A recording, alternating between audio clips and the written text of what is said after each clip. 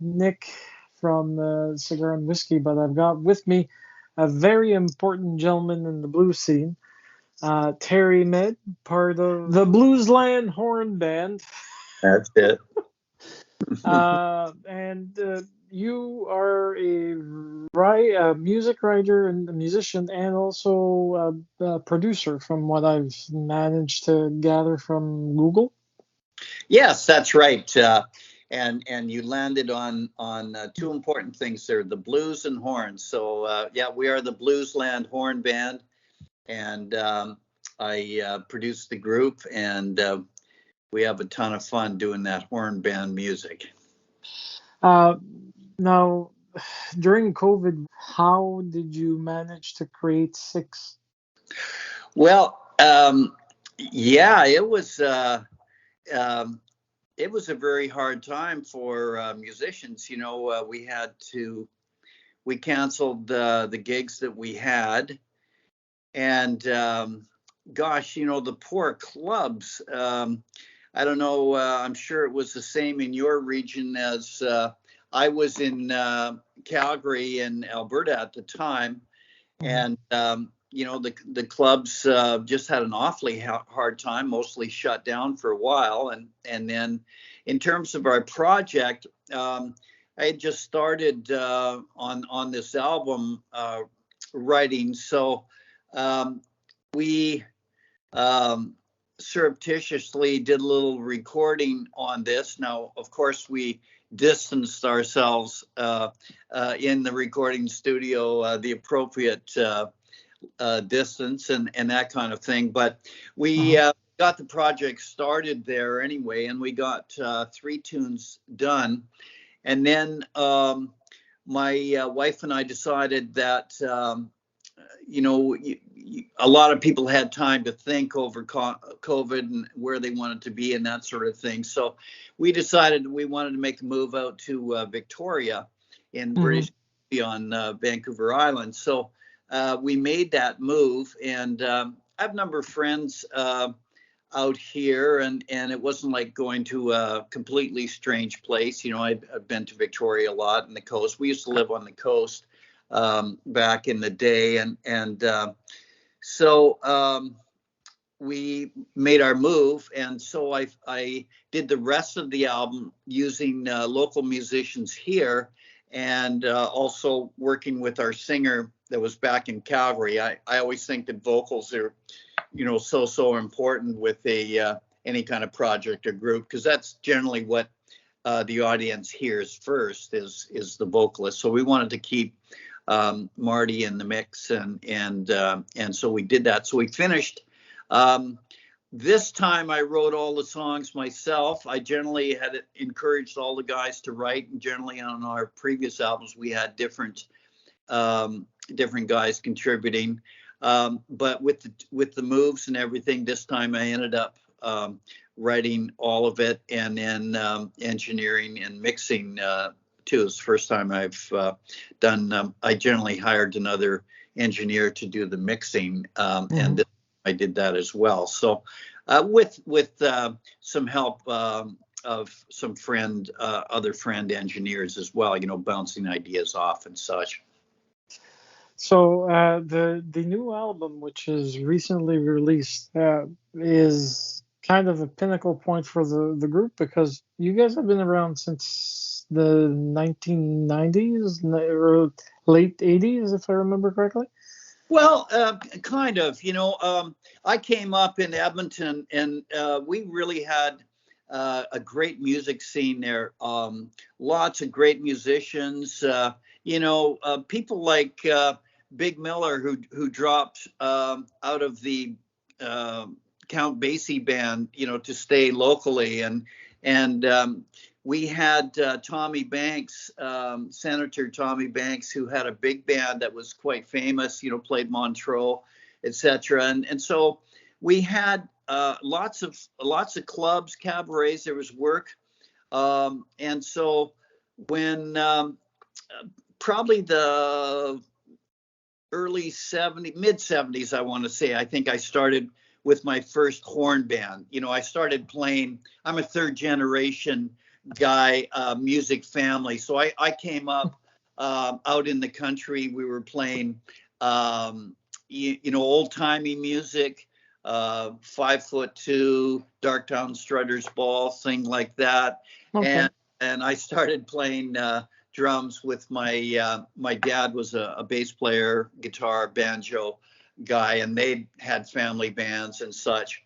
And we didn't even, you know, we were quite poor starting off, and we didn't have record players or anything until you know, that was a really big deal. And then we started listening to the big bands and that sort of thing. And I got into rock and roll myself. And then, like a lot of us in Canada, I think I got the blues through a lot of the British groups, you know, like the Yardbirds and the stuff and people like that.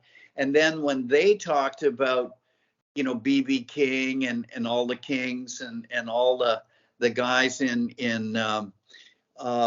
Chicago and such, then we started looking back and, you know, buying the Chess records and that sort of thing.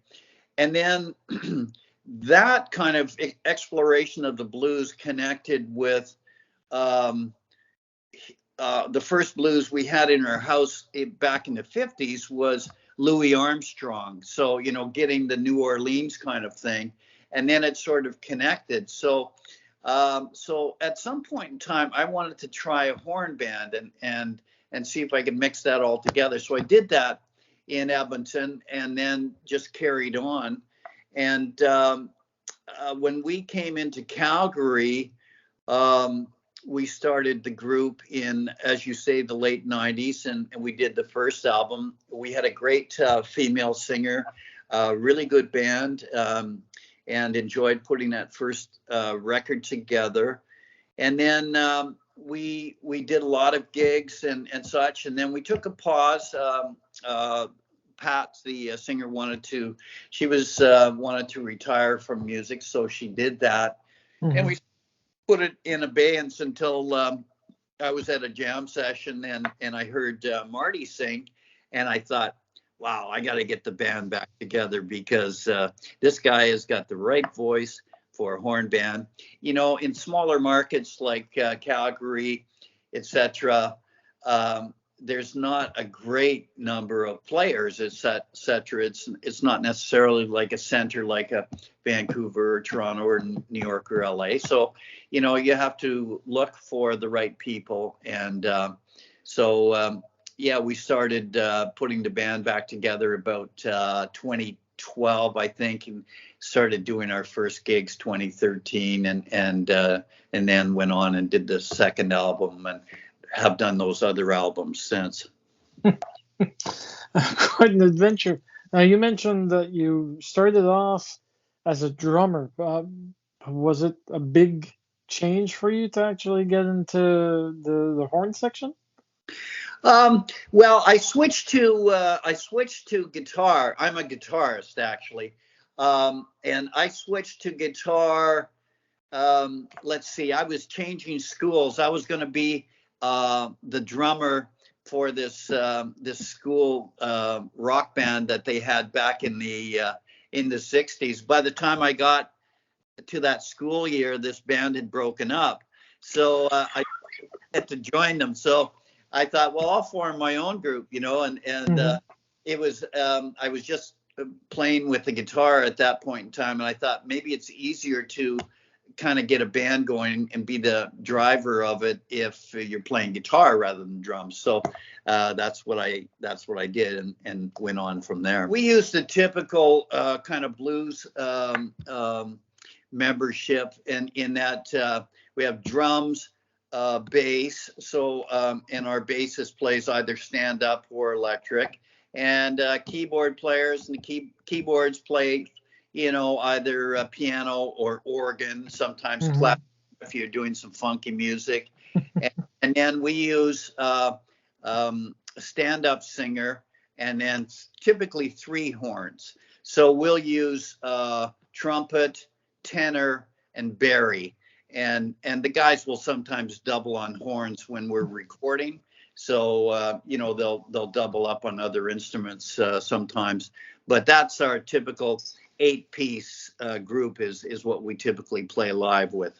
Well, it's perfect. I've listened to the albums. The most one that I've played more now on air is 6. But the fact that you guys have something that I haven't seen a lot of in Canada in regards to the blues side of things is amazing. It actually makes me feel giddy because the first time I heard horn arrangement or brass and arrangement in blues was the Texas horns. And after them, I started seeing that some here in the Maritimes actually play um, bass saxophones for a lot of the gigs. But they're all out of Nova Scotia. I'm in New Brunswick, so we have Oh, our own crew. uh-huh. But big bands like yours, they're few and far between because they're everyone's everywhere, and they usually get together when they're doing tours, and they're usually friends, family members, or people that they work with in the past. So I'm glad that you guys actually made it this far, and that you're seeing a renew in interest in your group, and you're bringing in some interesting music. The one that I still have in my head right now is my old truck. Oh yes, yeah, yeah, yeah, yeah. Well, it's got that nice brass hook coming from the horns that uh, I comes around once in a while while I'm sitting and idling and just thinking about music that I'm going to be playing and whatnot. But that's good. Now, I know that you're currently planning a small tour if you already haven't done it. And it's going to be local mostly and possibly to the US. No, we're hanging in where we are right now. So I'm in Victoria, and then I go back to Calgary when the band plays. So Okay. we're playing around Calgary. We're at the Blues Can coming up in October, I believe. We're considering doing some traveling next year. We have to set that up, um, and first of all, thank you very much. Your praise is I'm just I it's so wonderful to hear that kind of feedback, and it's really a privilege to be on your show and have you saying those things. So thank you so much. Some feel like you're laboring in solitude sometimes with these kinds of projects. We don't set out to do a song and then just add horns as an afterthought or anything. We try and ingrain everything right from the Mhm. beginning of the arrangement, and that um, my, like things like My Old Truck. Um, and that's why we named the band Bluesland after there was a documentary called Bluesland. And we thought, I thought to myself, Bluesland, that's a great name because you can touch on all these different subgenres of the blues. Yep. So you can do gospel, you can do soul jazz, you can do Kansas City stuff. Um, I've had the privilege of playing in New Orleans with the big band. We went down there and studied second line music and that sort of thing. Mhm. And that particular song, My Old Truck, we were imagining it kind of as a back porch, guys sitting around on the back porch playing kind of acoustic guitars. There's some mando in there and dobro and stand up bass. So we were trying to do kind of a not really maybe an Appalachian or that sort of thing, mix in a little bit of acoustic music with it, and then um, but we try to cover a lot of different subgenres, and that's why we've named it Bluesland. The album 6 actually has that where we see that we go from one style to another. 10 beautiful songs to actually soothe one's soul in regards to getting your fix, if I may use that term.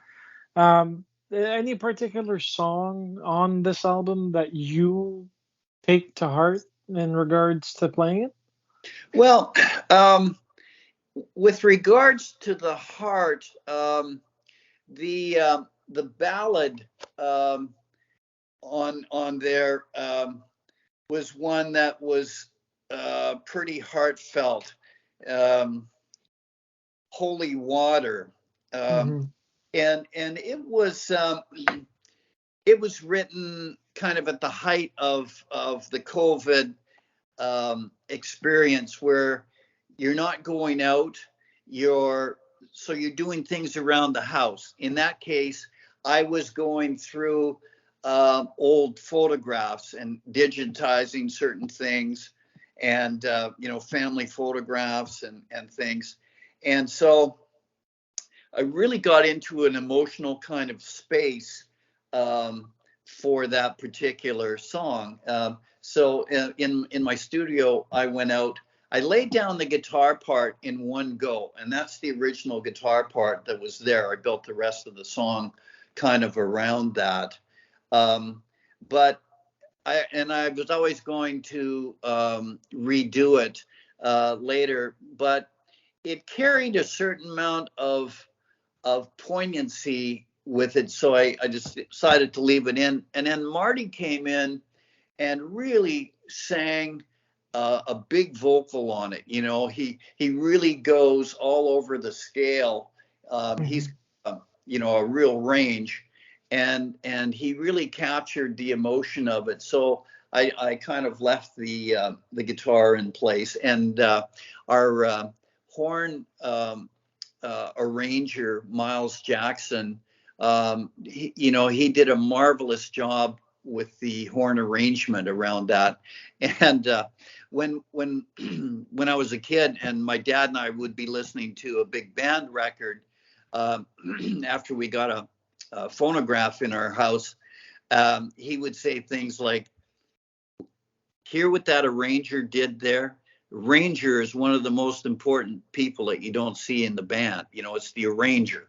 Think about the arrangements, and he'd say, listen to that trombone player. Hear what he's doing. As a little kid, you don't know. So, it starts to open up your ears a little bit to those kinds of things. And so I've always appreciated Miles' approach to writing horns. I think he wrote.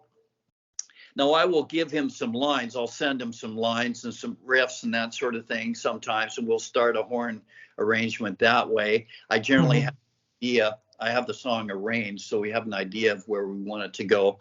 But he brings a certain sort of magic to the to the party as well, and I always enjoy what he's doing. He's a fabulous keyboard player too, so he's done a few tracks with us on this album as well. Well, it's a labor of love. That's pretty much all albums have something that actually was started. It started as a seed and it made its way to becoming a full blown bloom of acoustics and singing and compositions, arrangements for certain types. But I'm quite glad that you guys actually came on the scene, and for at least for me, you're brand new. So that's pretty much everything I'd like to ask because I mean you've already gone through everything else with other people, but there are two additional questions that I've been asking everyone that comes through my channel, which is the following: do you have any hobbies?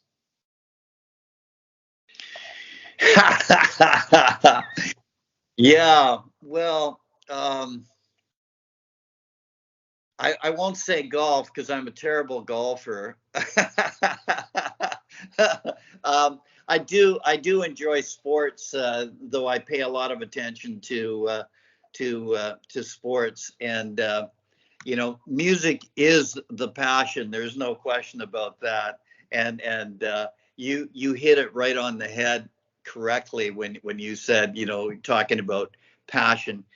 Nobody in their right mind does an 8-piece group, unless they're very passionate about it. No question about that, because the Mm.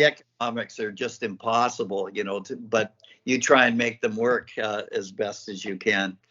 Um, Geez, good question. I have a lot of interest. I must say, I'm somebody that believes in constant learning and upgrading your skills and that sort of thing. It's an amazing world out there, and I guess the music has always just maybe reflected some of those other interests. I've got a lot of interest on the business side, on other types of arts, and that. And it's funny how those other things work their way into your songs sometimes. Yeah. Even I don't know if you're a bad golfer, maybe you can get a good song out of it or something. I don't know. And the second question, the last one, is what's your favorite dish? And by that I mean not just a whole food group. I mean something that you actually enjoy either making or eating, that you have the willingness to actually make. Yeah. I make roasts once in a while because Uh, it's uh, tradition. So yeah. Well, you're speaking to a food junkie here. I love food. I just too much. I'm always battling with the weight thing and such because I love to eat and I my wife is a really good cook. She's a chef, um, and I like to do a certain amount of cooking. One thing that I think is really interesting that we discovered back in Calgary was the Himalayan salt block, and for on the barbecue, putting the Himalayan salt block and then cooking either vegetables, fish, meats, anything that we cook on there just comes out so tasty. So um, we do a lot of dip. Are you getting hungry yet, Yannick? I already ate, so I'm fine. Well, it's not yet dinner time here, so maybe I'm making myself hungry. More than likely. So anything that we do on the salt block is great. My my wife has so many dishes. I do a real killer fried chicken that goes back to the country and back to farm fresh stuff. When you get new fryer chickens and you have fresh potatoes and you pick the peas and that's all fresh stuff. Hmm. Boy, that makes a great meal. Well, Terry, thank you so much for taking a chunk of your day to do this. I really appreciate it, and I'm humbled by the fact that you guys exist, and I'm quite happy to actually be a part of jazz and blues music on air for Cigar and Whiskey. Hey folks, it's Nick from Cigar and Whiskey. I hope that you're all having a wonderful summer in Canada, the US, or wherever you are in this big, beautiful world. Natural disasters notwithstanding, I hope that things will go smoothly for your remaining summer and winter, depending on where you're at on the continent. I've just finished editing Terry Mid's interview. He's with the Bluesland Horn Band in Canada. I have up and coming in the intervals of 2 weeks, I'll have Badger's Caravan, Michael Jerome Brown, Sean Pollock, Lloyd Spiegel, and more than likely Charlie Acord, but that's not yet confirmed. And hopefully Guy Bélanger or Guy Bélanger out of Quebec. He's one of Canada's most prominent affluent harmonica players. So that's it. Follow if you want to adhere to my YouTube channel. You just need to subscribe. You can also listen to my show every Tuesday night at 8 p.m. Atlantic Standard Time, not Eastern, Atlantic. We're an hour ahead of Eastern. You can tune in online at www.kodiakfm.ca. I'll say it alphanumerically. www.Charlie Omega Delta Indigo Alpha Charlie foxtrotmother.ca. So that's www.kodiakfm.ca. Have a nice one.